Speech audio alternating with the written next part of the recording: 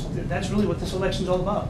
It's really about whether you want somebody in the same tradition as Ted Kennedy. And I don't mean it, everybody thinks they are, and the question is, what does that mean? What was Ted Kennedy's tradition? I think you'll have to make that decision for yourself. In my mind, it's about progressive values. In my mind, it's about real commitment to those values, not just saying the right words. In my mind, it's also about the ability to use the process that's there, accepting what you can accept, changing what you can change, to actually make some of these things real. Without that last component, it's nice, good people, but you don't get anything done. And for me, honestly, if I wasn't going to get anything done, I should be practicing law and getting paid much better. The way I look at it, I'm into government, I'm into politics, to change the world. It's not a joke, it's not a game, it's serious business. Healthcare is serious business. And you can't do it by just making speeches or just believing in it sincerely. You have to do it by getting down in the dirt and plugging away. You know, people in local government do it all the time. I'm a former city councilor, I'm a former mayor, and I'll tell you, that is the toughest job in the world, because you're in there every day, people know your phone number, they know where you live, they're happy to stop by, and there's only so much you can do. Because in the federal government, if we want to, we can just print money. Not necessarily the smartest thing to do, but we can. You can't do that on the local level, and you can't do that on the state level.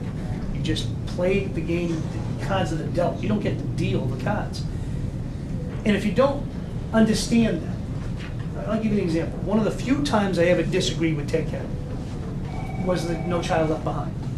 I voted against No Child Left Behind. It's not because I want low standards. I want our kids well educated. It's because I saw that through the eyes of a local official. I saw that as an unfunded mandate. And it all came down from DC. It all came down from DC, and again, not bad stuff, with no money. So you're supposed to do it with nothing to do it with?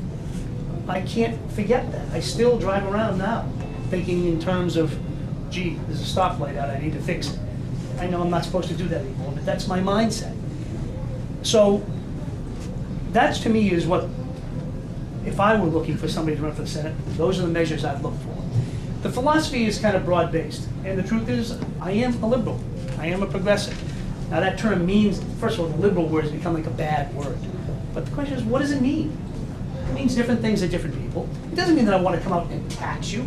I pay as much taxes as anybody. I don't like taxes just for the sake of taxing you, but I do believe firmly in Social Security, Medicare, public education, public safety, clean streets, a strong defense.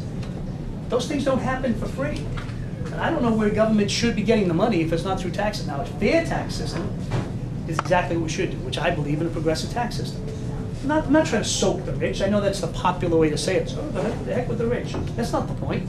The point is, if you have extra money, you should be willing to give a little extra. My hope and presumption is when you go to church, if you're well off, you reach just a little bit deeper. And that's what progressive taxation is. Those who can afford it. I'm not trying to kill them, not trying to soak them, not trying to kill the golden goose. The ability to make more money is a good thing. It's the American way. But I also think that means that we should help a little bit more if we're fortunate enough to be able to make a little extra money. So to me, that's what a liberal is. A liberal is somebody who actually thinks that we're all in it together. That I owe you something. I don't owe you everything, but I owe you. What do I think I owe you? I think I owe everybody some degree of basic health care. I think I owe everybody an opportunity for a decent education. I think I owe everybody civil liberties and human rights so that you can make it on your own, not for what you look like on the outside, or your race, your ethnicity, or anything else, but for what you can accomplish. I think I owe that to you as a member of the human race, not as an elected official, just as a fellow citizen. I don't owe you success. That's a matter of your hard work and luck sometimes. Sometimes it's luck, sometimes it's not. But I do owe you the opportunity to take advantage of any luck that comes your way, and that makes me what I consider to be a liberal. But I'm a fiscal conservative. What does that mean? Some fiscal conservatives say, I'm against all taxation. That's not what a fiscal conservative is. That's an anti-tax person, and that's fine. I'm a fiscal conservative, and again, it goes right back to my local roots. I believe in a balanced budget. I think if you want programs, if you really want health care, if you really want Social Security, Medicare, a strong defense, and all those other things, if you really want them, you have to be willing to pay for them. Health care is not cheap. I don't care what we do, it'll never be cheap. You know why? Who in their right mind would go to medical school for 1,000 years, break their hump to go make no money. Nobody would do that. You would have no doctors left, and you'd have 3 doctors who were driven by good things. What nurse wants to go to work in the middle of the night to wipe up the stuff that I do when I'm sick for no money? Doctors should be paid well, nurses should be paid well, the janitors in hospitals should make a decent living. And by the way, those MRI machines, they're not cheap. If you don't want to use it, don't use it.